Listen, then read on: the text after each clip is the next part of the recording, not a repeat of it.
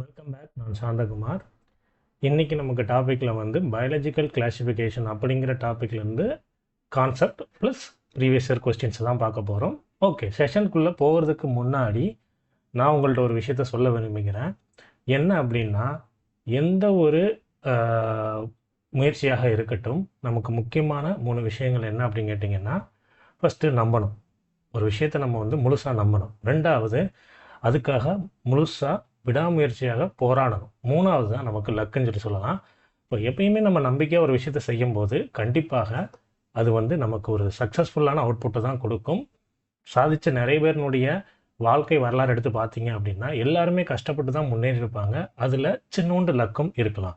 So நம்பிக்கையாக படிங்க, நமக்கு கண்டிப்பாக ஒரு நாள் ஒரு அரசு வேலை கிடைக்கும். ஸோ இன்றைக்கி நம்ம பார்க்க போகிற டாப்பிக்கை ஃபஸ்ட்டு பார்த்துடலாம். அதனுடைய அடிப்படை என்னன்னு தெரிஞ்சுக்கலாம். Biological classification. பயாலஜி அப்படின்னாலே உயிரியல், ஓகேவா?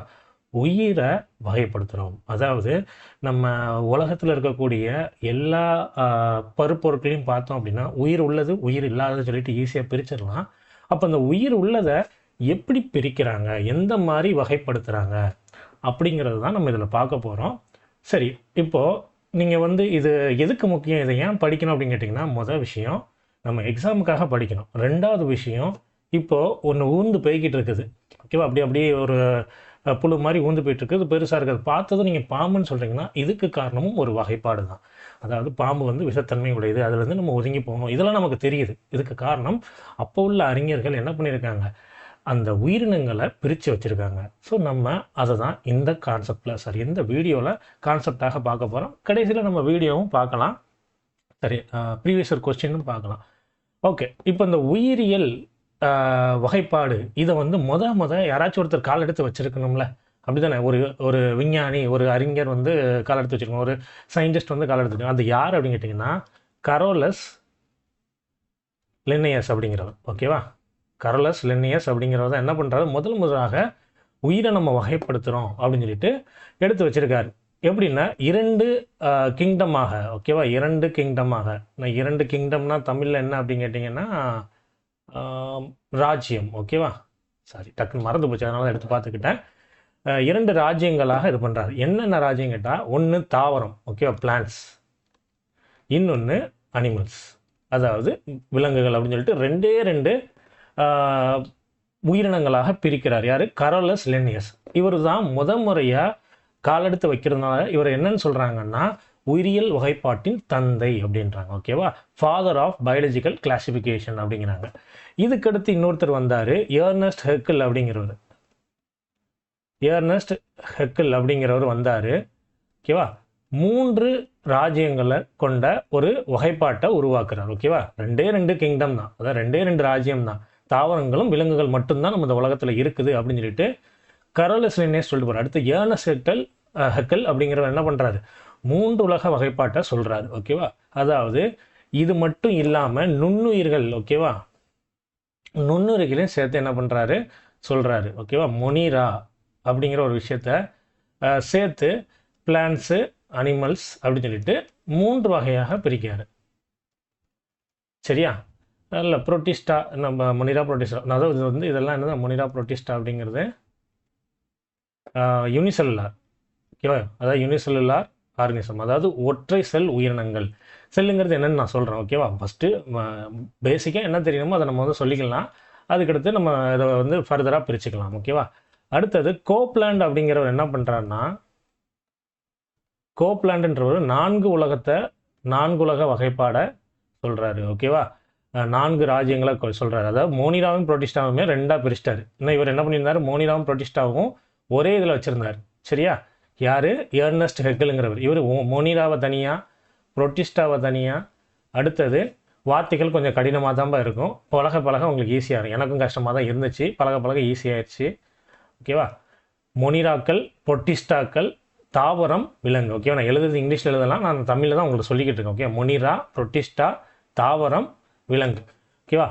அடுத்தது தான் நம்ம இப்போ வகைப்பாட்டை வந்து ஃபாலோ பண்ணிகிட்ருக்கிற ஆர்ஹெச் விட்டேக்கர் அப்படிங்கிறவர், ஓகேவா? ஆர்ஹெச் விட்டேக்கர் அப்படிங்கிறவர் என்ன பண்ணுறாரு, 5 உலக வகைப்பாட்டை கொண்டு வராரு, ஓகேவா? 5 உலக வகைப்பாட்டை கொண்டு வராரு.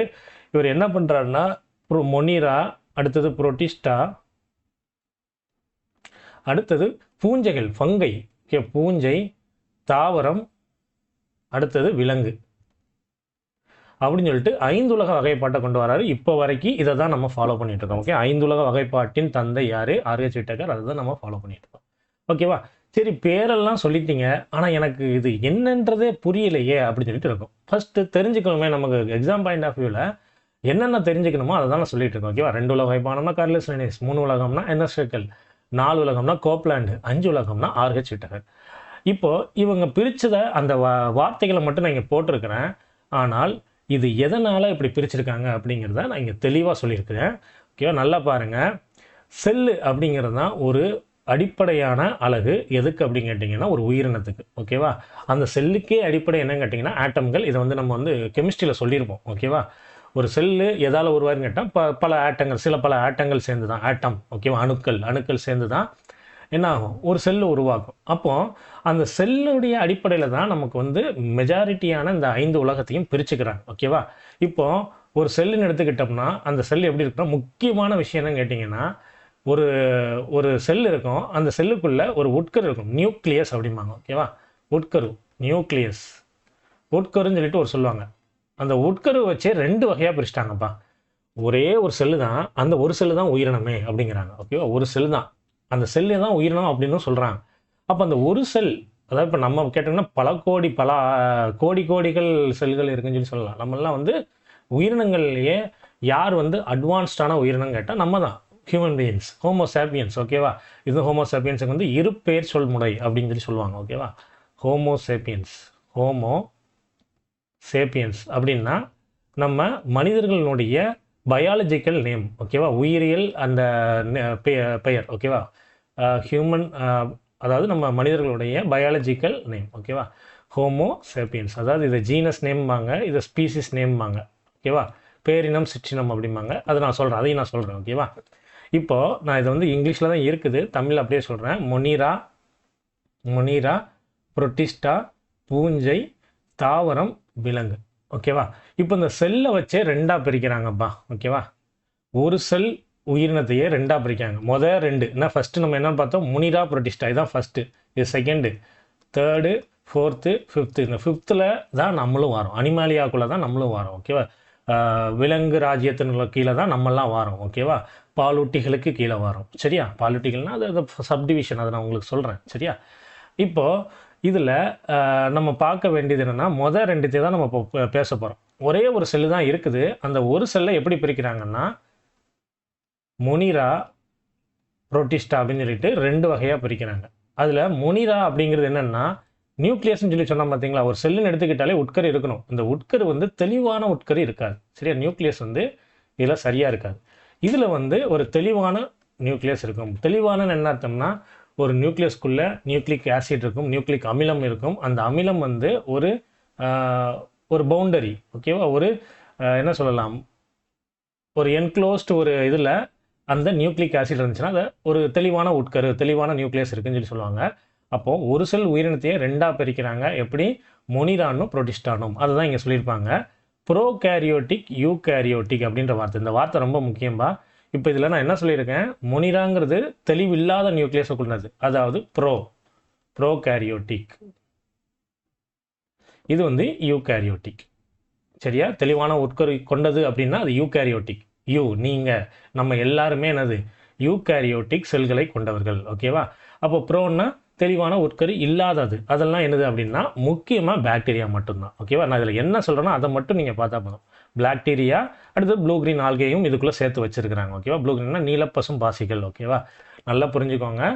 ஒரு செல் உயிரினத்தை 2ஆக பிரிக்கலாம். மொனிரானும் புரோட்டிஸ்டானும் பிரிக்கலாம். மொனிரான்னா என்னது, நியூக்ளியஸ் இருக்காது, சரியான நியூக்ளியஸ் இருக்காது. புரோட்டிஸ்டான் என்னது, சரியான நியூக்ளியஸ் இருக்கும். இதை மட்டும் நீங்கள் தெரிஞ்சுக்கிட்டால் போதும். எக்ஸாம்பிள் கீழே பாருங்கள், பாக்டீரியா, நீலப்பசும் பாசி, நல்லா அப்படி ஞாபகம் வச்சுக்கலாம். இதுக்கு வந்து எக்கச்சக்கமான என்ன இருக்குதுன்னா எக்ஸாம்பிள்ஸ் இருக்குது. இதையே 2 வகையாகவும் பிரிப்பாங்க. ஓகேவா? புரோட்டிஸ்டாவையே இது அனிமல், அதாவது விலங்கு பண்புகளை கொண்ட ஒரு செல் உயிரினமாகவும் தாவர பண்புகளை கொண்ட ஒரு செல் உயிரினமாகவும் 2 வகையாக இதை பிரிக்கலாம். ஓகேவா? இதில் நமக்கு எக்ஸாமுக்கு தேவையான விஷயம் இதுதான். ஓகேவா? தெளிவான உட்கரு உள்ளது, தெளிவான உட்கரு இல்லாதது. இது மொனிராவும் புரோட்டிஸ்டாவும். சரியா? இப்போது மூணாவதாக ஒன்று இருக்குது பூஞ்சை. ஓகே, பூஞ்சைங்கிறது கிட்டத்தட்ட தாவரம் மாதிரியே இருக்கும். ஆனால் தாவரத்தினுடைய தன்மை என்னன்னு கேட்டிங்கன்னா அது வந்து என்னது, ஒளி சேர்க்கையை உருவாக்கும். ஒளி சேர்க்கைன்னா என்னதுன்னு கேட்டால் ஃபோட்டோசிந்தசிஸ். ஓகேவா, ஃபோட்டோசிந்தசிஸ். சரியா, அதாவது தாவரங்களால் தன்னுடைய உணவை தானே உற்பத்தி பண்ண முடியும். இப்போ நீங்கள் வந்து சொல்லுவீங்க, நான் என்னுடைய சாப்பாடை நானே உற்பத்தி பண்ணுறேன்னான்னு கேட்டால் கண்டிப்பாக கிடையாது. நம்ம வந்து எதையாச்சும் ஒன்று சார்ந்திருப்போம்னா நீங்கள் வந்து பேசிக்காக எதை தான் சாப்பிட்றீங்க. ஒரு வெஜிடேரியனாக இருந்தீங்க அப்படின்னா ஒரு காய்கறியை சார்ந்திருக்கீங்க. ஓகே, அப்போ அந்த காய்கறி எப்படி அதோடைய உணவை வந்து இது பண்ணுது, ஏற்படுத்துதுன்னு கேட்டால் அந்த ஒளி சேர்க்கை மூலியமாக, ஃபோட்டோசிந்தசிஸ், ஒளி சேர்க்கை. ஓகேவா, சரி, ஒளி சேர்க்கை அப்படிங்கிறது மூலியமாக என்ன பண்ணோம் அப்படின்னா ஸ்டார்ச் அப்படிங்கிற ஒன்றை அது உருவாக்கி வைக்கும்னா, ஸ்டார்ச், குளுக்கோஸ் எதுனாலும் நீங்கள் எடுத்துக்கலாம். ஓகே, குளுக்கோஸாக தான் உருவாகும். அதாவது ஒளி சேர்க்கையினுடைய முடிவாக குளுக்கோஸ் உருவாகும். அதை எப்படி ஸ்டோர் செஞ்சு வைக்கும், அதை எப்படி சேமித்து வைக்கும் கேட்டிங்கன்னா ஸ்டார்ச்சாக தான் சேர்த்து வைக்கும். ஓகே, அப்போது தாவரங்களுக்கும் பூஞ்சைகளுக்கும் இதுதான் வித்தியாசம். ரெண்டுமே நிலத்தில் அல்லது வேற ஒரு உயிரில் கூட வாழலாம். ஓகேவா, பூஞ்சைகள் வந்து இது மேலே கூட பறந்துருக்கலாம். அந்த மாதிரியான உயிரினங்கள் பூஞ்சைன்னா தெரியும். இந்த காளான், உதாரணத்துக்கு காளான்னு சொல்லி சொல்கிறோம்னா, காளான் இந்த பிரெட்லேருந்து இருக்கக்கூடிய பிரெட் மோல்டு, இது எல்லாமே இந்த பிரெட்டில் வந்து ஒரு மாதிரியாக ஒன்று ஃபார்ம் ஆகும். எல்லாருமே அதை பார்த்துருப்போம். அதுக்கு தான் இந்த எக்ஸாம்பிள்லாம் சொல்கிறேன். இப்போ பூஞ்சைகளுக்கும் தாவரங்களுக்கும் என்ன வித்தியாசம் கேட்டிங்கன்னா அது ரெண்டுமே என்னதுன்னா பல செல் உயிரினங்கள். ரெண்டுத்துக்குமே பொதுவான ஒன்று என்னது, பல செல் உயிரினங்கள். ஓகேவா, பல செல் உயிரினம். ஆனால் எப்படிப்பட்ட உயிரினம் அப்படின்னு கேட்டிங்கன்னா ரெண்டுமே வந்து மூமெண்ட் இருக்காது. மூமெண்ட்னா என்ன, எந்த ஒரு இடத்துக்கும் அதால் நகர முடியாது. சரியா, அப்போ அந்த மூமெண்ட் இல்லாத பல செல் உயிரினம் அது எப்படி இருக்குது, தாவரத்துக்கான சில அடிப்படை குணாதிசயங்களோடு இருக்குது. ஓகேவா, அப்போ இந்த இடத்துல நம்ம தெரிஞ்சிக்க வேண்டியது என்னன்னு கேட்டிங்கன்னா ரெண்டுத்துக்கும் பெரிய வித்தியாசம். தாவரங்கள் தன்னுடைய உணவை தானே உற்பத்தி பண்ணிக்கணும். எது, சன்லைட்டும் தண்ணியும் இருந்துச்சுன்னா போதும், அதால் என்ன பண்ண முடியும், அதனுடைய உணவை அதுவே உற்பத்தி பண்ணிக்க முடியும். வெறும் சூரிய ஒளியும் தண்ணியும் இருந்தால் போதும். ஓகேவா, அப்போது இந்த ஃபோட்டோசிந்தசிஸ்னா தண்ணி plus carbon di oxide. Okay, இந்த மூணுமே வேணும். ஓகேவா, carbon di oxide plus water plus sunlight, இது மூணு இருந்துச்சு அப்படின்னா என்ன பண்ண முடியும்னா ஒரு தாவரத்தால் ஒரு குளுக்கோஸை உருவாக்குன C6H12O6 தான் குளுக்கோஸுடைய ஃபார்முலா. ஓகேவா, ஒரு குளுக்கோஸுங்கிறது ஒரு உணவு. சரியா, அப்போ பூஞ்சைக்கும் தாவரத்துக்கும் என்னப்பா வித்தியாசம், ரெண்டுமே பார்க்க பிளான்ட் மாதிரியே இருக்கும், ஒரு தாவரம் மாதிரியே இருக்கும். நான் வந்து பெரும்பாலான அடிப்படையான குணாதிசயங்களை வச்சு தான் சொல்லிக்கிட்டு இருக்கேன். ஓகேவா, ஒரு செல் உயிரினத்தை மொனிரா புரோட்டிஸ்டான்னு பிரிக்கணும். பல செல் உயிரினத்தில் தாவரம் மாதிரியே இருக்கும், ஆனால் தாவரம் கிடையாதுன்னு சொல்கிறதுல நம்ம என்ன சொல்கிறோம், பூஞ்சைகள் இருக்குது, பிளான்டே அதாவது தாவரங்கள், நார்மலான தாவரங்கள். அதுலேயே நிறைய சப்டிவிஷன்ஸ் இருக்குது. அதை நம்ம அடுத்தடுத்த வீடியோஸில் பார்க்கலாம். அடுத்தது பல செல் உயிரினத்தில் மூணாவது யார், அனிமாலியா, விலங்குகள். ஓகே, விலங்குகள் வந்து முழுக்க எப்படி அதை மற்ற உயிரினங்களை சார்ந்து தான் இருக்கும். ஓகே, மற்ற உயிரினங்களை சார்ந்து தான் இருக்கும். இதுக்கு எக்ஸாம்பிள் எக்கச்சக்கமாக சொல்லலாம். பூச்சியிலேருந்து ஒரு முதலைங்கிறது வந்து ஊர்வனையில் வரும். அதுக்கடுத்து நிலநீர் வாழ்விகள், தவளை, இது எல்லாமே என்னது தான் அனிமாலியாவுக்குள்ளே வரக்கூடியது தான். ஓகேவா, சரி, இப்போ இந்த பாக்டீரியாவை நீங்கள் பார்த்துட்டீங்க. இதுக்கடுத்து ஃபங்கை அப்படிங்கிறத சொல்லிட்டீங்க. வைரஸுங்கிற ஒன்றை வந்து நீங்கள் சொல்லவே இல்லையா, அது எதுக்கு கீழே வரும்னு சொல்லி கேட்கலாம். ஓகேவா, வைரஸ் வந்து இதுக்கு கீழே வராது. அதனால் அது என்ன சொல்லுவாங்கன்னா உயிரியலின் புதிர் அப்படின்னு சொல்லுவாங்க, பயாலஜிக்கல் பசில் அப்படின்னு சொல்லி சொல்லுவாங்க. ஓகேவா, பயாலஜிக்கல் பசில்.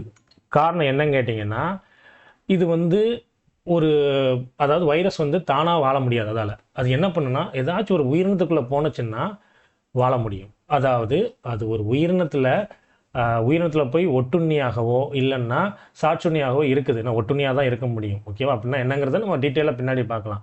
ஓகேவா, ஒரு உயிரினத்துக்குள்ளே போகும்போது தான் அது ஒரு உயிரினம் மாதிரியே பிஹேவ் பண்ணும், ஒரு லிவிங் திங் மாதிரியே பிஹேவ் பண்ணும். அது வரைக்கும் அது ஒரு செத்த போன மாதிரி தான் இருக்கும் ஒரு வைரஸுங்கிறது. சரியா, அப்போ அந்த வைரஸை வந்து இந்த வகைப்பாட்டுக்கு கீழே கொண்டே வர முடியாது. ஏன்னா அது வந்து எந்த ஒரு நார்மலான உயிரினத்துக்கான இதையுமே வெளிப்படுத்தாது. புரிஞ்சுதா இல்லையா? ஸோ இப்படி தான்ப்பா ஒரு உயிரினங்களை இப்படி தான் வகைப்படுத்துகிறாங்க. ஓகேவா?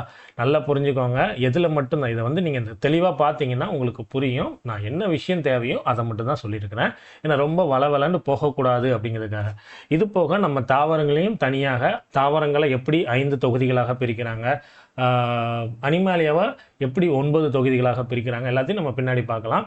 இதுக்கடுத்து நமக்கு முக்கியமான பாயிண்ட் என்னன்னு கேட்டிங்கன்னா, வகைப்படுத்துதல். கிங்டமுக்கு அப்புறம் கீழே உள்ள சப்டிவிஷன். இப்போ எக்ஸாம்பிளுக்கு தமிழ்நாட்டில் ஒரு திருநெல்வேலி மாவட்டத்தில் இந்த தாலுகாவில் இந்த ஸ்கூலு, அதில் இத்தனாவது கிளாஸு, அதில் இந்த பையன் அப்படின்னு சொல்கிறது தான் நம்ம வரிசையாக பார்க்குறோம். இப்போது தமிழ்நாட்டில்ங்கிறத கிங்டம்னு வச்சுக்கிட்டிங்கன்னா இதை தொகுதி அப்படிம்பாங்க. இதுக்கு அடுத்து ஓகேவா? அடுத்தது class, order, family, genus, species. இதுதான் அடிப்படை அலகு. ஓகேவா? அடிப்படை அலகு வந்து பேசிக், அதாவது அந்த கடைசி கட்டமாக இருக்கக்கூடியது. ஓகேவா? ஒரு கிங்டத்துக்கு கீழே எக்கச்சக்கமான உயிரினங்கள் வரும்.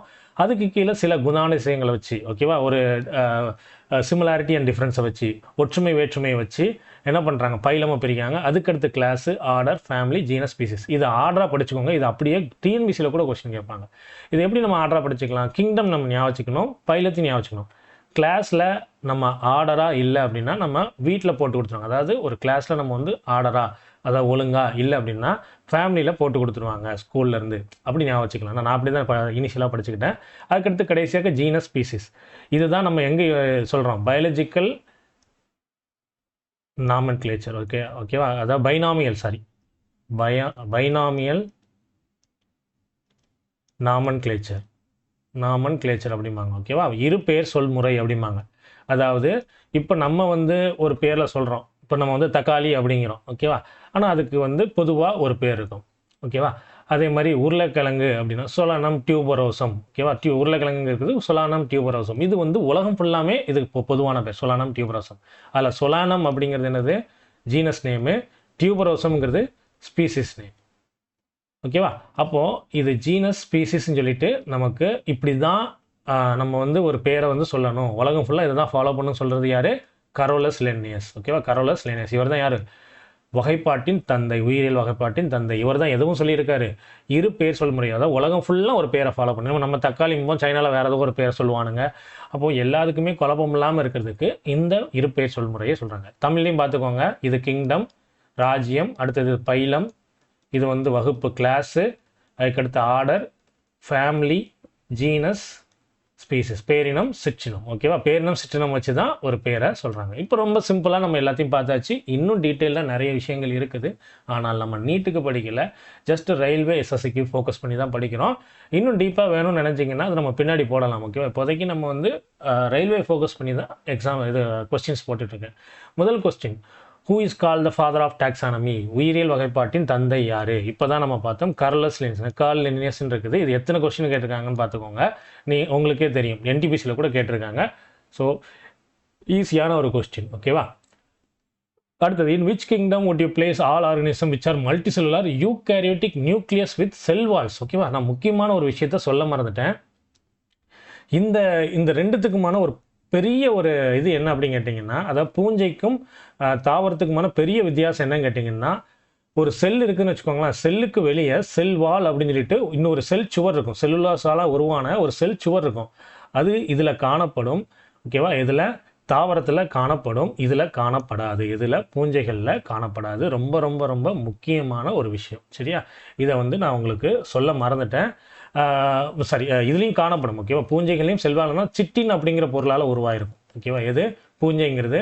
ஆனால் இதில் செல்லுலோஸ் அப்படிங்கிற ஒரு பொருளால் உருவாயிருக்கும். ஓகேவா? ரெண்டுத்துக்குமே செல்வால் அப்படிங்கிறது இருக்குது. ஆனால் இது சிட்டினால் உருவாயிருக்கும், இது செல்லுலோஸால் உருவாயிருக்கும். அப்போ இந்த கொஸ்டினுக்கான ஆன்சர் என்னன்னு கேட்டிங்கன்னா, எந்த இதில் போய் வைப்பீங்க? செல் சுவர், அதுவும் செல்வாலால் உருவாயிருக்கு, செல்லுலோஸால் உருவாயிருக்குது அப்படின்னு சொல்லி சொன்னால் அது என்னது தான்? தாவரங்கள் தான். சரியா? அடுத்த கொஸ்டின், அந்த ஹையார்ச்சி படி நீங்கள் வந்து என்ன பண்ணணுமா, வகைப்பாட்டை வந்து அப்படி படிநிலையாக வரிசைப்படுத்தணுமா? ஓகே, டிசெண்டிங் ஆர்டர், அதாவது மேலேருந்து கீழே. ஓகேவா? அப்போ நமக்கு என்னப்பா வரும்? பெருசு வந்து கிங்டம். அடுத்தது என்ன சொன்னேன்? பைலம். இதை ஞாபகம் வச்சுக்கணும். ஓகேவா? ராஜ்யம், தொகுதி. அடுத்தது கிளாஸு, ஆர்டர், ஃபேமிலி. இதை நான் வந்து மனப்பாடம் பண்ணுறதுக்கு எப்படின்னு சொல்லிட்டேன். Class, order, family. அதுக்கடுத்து ஜீனஸ், ஸ்பீசிஸ். சிற்றினம் தான் கடைசி. இதை பார்த்துட்டு இதில் அப்படியே டிக் பண்ணிட்டு போய்கிட்டே இருக்க வேண்டியதான். ஓகேவா? அப்போ நமக்கு ஆன்சர் என்னது? இதுதான் ஆன்சர். ரொம்ப சிம்பிளான கொஸ்டின். ஓகேவா? In which kingdom would you put an organism that is unicellular eukaryotic என்ன யூனிசெல்லுலர் ஒரு செல் உயிரினம் யூகேரியோட்டாக்காக இருக்கணும் ஃபோட்டோசிந்தட்டிக்காக இருக்கணும். அப்போ அது கண்டிப்பாக என்னது தான் வரும், புரோட்டிஸ்டாவுக்கு கீழே தான் வரும். ஓகேவா, புரோட்டிஸ்டாவுக்கு கீழே தான் இது எல்லாமே வந்துடும். சரியா, அடுத்த கொஸ்டின்.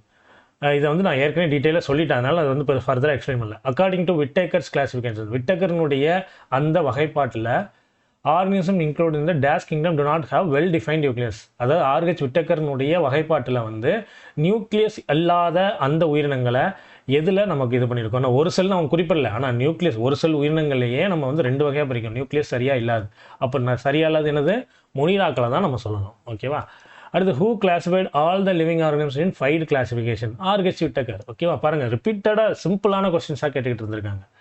ஓகேவா, plants are divided into 5 groups which one of the following is not one. ஓகேவா, பிளான்ட் வந்து இது வந்து நான் வந்து பிளான்ட் கிங்டமில் தான் சொல்லியிருக்கணும். ஓகேவா, இது வந்து பிளான்ட் கிங்டத்துலேருந்து ஸ்டார்டிங்கில் இருந்து தேலோபைட்டா, பிரையோபைட்டா, டெரிடோபைட்டா, அதுக்கடுத்து ஜிம்னோஸ்போம்ஸ், ஆஞ்சியோஸ்போம்ஸ் அப்படின்னு சொல்லிட்டு ஆஞ்சியோஸ்போம்ஸ் அப்படின்னு சொல்லிட்டு பிரிச்சிருப்பாங்க. ஓகேவா, தாவரத்தில் இதில் கடைசியாக உள்ள இதில் தான் பூவே பூக்கும். ஓகேவா, இது எல்லாமே சின்ன சின்ன இது. ஓகேவா, இதில் வந்து எந்த ஒரு பகுதியுமே நம்ம கண்ணுக்கு தெரியாது. பாசி, எக்ஸாம்பிளுக்கு பாசி எடுத்துக்கலாமா, இந்த தொட்டியில் இதெல்லாம் இருக்கும் பார்த்தீங்களா, குளங்களில், இதெல்லாம் தாலோபைட்டாக்குகள். பிரையோபைட்டாங்கிறது வந்து நிலநீர் வாழ்விகள், தாவரத்தில் நிலநீர் வாழ்விகள் இருக்குது. டெரிடோபைட்டாங்கிறது நிலத்தில் வாழக்கூடிய முதல் நில தாவரங்கள் இதுதான். ஆனால் ஃபஸ்ட்டு எல்லாமே தண்ணீரில் தான் காணப்பட்டுச்சு. அதாவது உலகம் தோன்ற புதுசுலேருந்து நான் சொல்லிக்கிட்டு இருக்கேன். தண்ணியில் தோன்ற ஆரம்பித்து அடுத்து படிப்படியாக முதல் முறையாக நிலத்தில் வாழக்கூடியது இந்த டெரிடோபைட்டாக்கள் தான். அடுத்தது ஜிம்னோஸ்போம்ஸ் என்னதுன்னா எல்லாமே வெல் டிஃபைன்டாக இருக்குன்னா இந்த டெரிடோபைட்டாக்களில் நமக்கு வந்து ரூட்டுங்கிற ஒரு விஷயம் டெரிடோபைட்டாக்கள் தான் முறையாக காணப்படும். வேர் அப்படிங்கிறது இதில் எதுலையுமே வேர் கிடையாது, எதுவுமே இருக்காது. ஓகேவா, இது பார்க்குறதுக்கு எல்லா மாதிரியும் இருக்கும், ஆனால் ஒன்றுமே இருக்காது. சரியா, அதாவது ரூட் மாதிரி இருக்கும், லீஃப் மாதிரி இருக்கும், இலை மாதிரி இருக்கும், வேர் மாதிரி இருக்கும், ஆனால் எதுவுமே ஒரிஜினல் கிடையாது. இங்கே தான் முறையாக ரூட்டே ஒரிஜினலாக வருது. இதில் தான் முறையாக என்னென்னா செக்ஷுவல் ஆர்கன்ஸ், அதாவது தாவரங்கள்லேயும் அதாவது இந்த ஒரு சில பூ காயாகும் காய்கனியாகும் அதுக்கும் ஒரு இது இருக்குது. அதை நம்ம டீட்டெயில்டாக பின்னாடி பார்க்கலாம். ஜிம்னோஸ்போம்ஸ் அப்படிங்கிறது வந்து ஒரு வகையான தாவரங்கள். ஆஞ்சியோஸ்போம்ஸ் இப்போ என்ன சொல்கிறாங்க, இந்த 5 குரூப்பில் எது வந்து கிடையாதுன்னு கேட்டிருக்காங்க. அப்போ நமக்கு என்னது ப்ரோகார்டேட்டாங்கிறது வந்து எங்கே வரும் அப்படின்னு கேட்டிங்கன்னா அனிமாலியாவுக்கு கீழே வரும். ஓகேவா, தாவரங்களுக்கு கீழே வரும். அதாவது கார்டேட்டா அப்படிங்கிறது முதுகெலும்பு முதுகெலும்பிகள் அப்படின்னு சொல்லி சொல்லுவாங்க.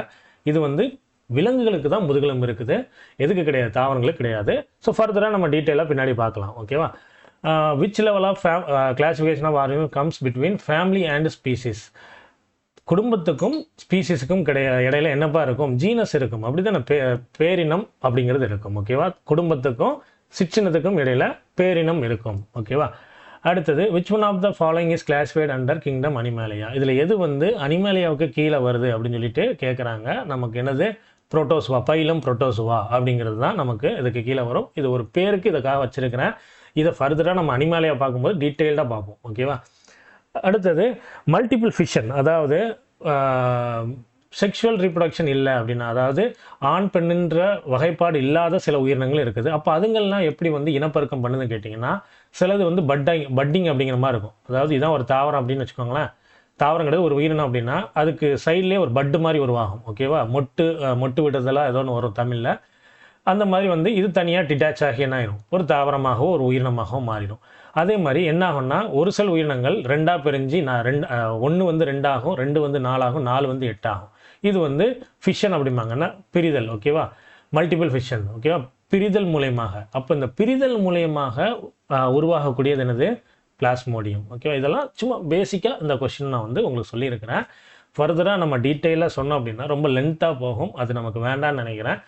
ஸோ இதே மாதிரி நம்ம அனிமாலியாவும் பிளான்ட் கிங்டத்தையும் டீட்டெயிலாக பார்க்கலாம். நெக்ஸ்ட் வீடியோவில் இது எல்லாத்தையும் டீட்டெயிலாக பார்த்துடலாம். இது கொஞ்சம் நான் வேகமாக சொல்லியிருப்பேன், சீக்கிரம் முடிக்கணுங்கிறதுக்காக வேகமாக சொல்லியிருப்பேன். எதுவும் டவுட்ஸ் இருந்தால் கமெண்ட் பண்ணுங்கள். தேங்க்யூ. தொடர்ந்து நம்ம சேனலை ஃபாலோ பண்ணுங்கள். எக்ஸாமுக்கு படிக்கிற உங்கள் ஃப்ரெண்ட்ஸுக்கும் இதை ஷேர் பண்ணுங்கள்.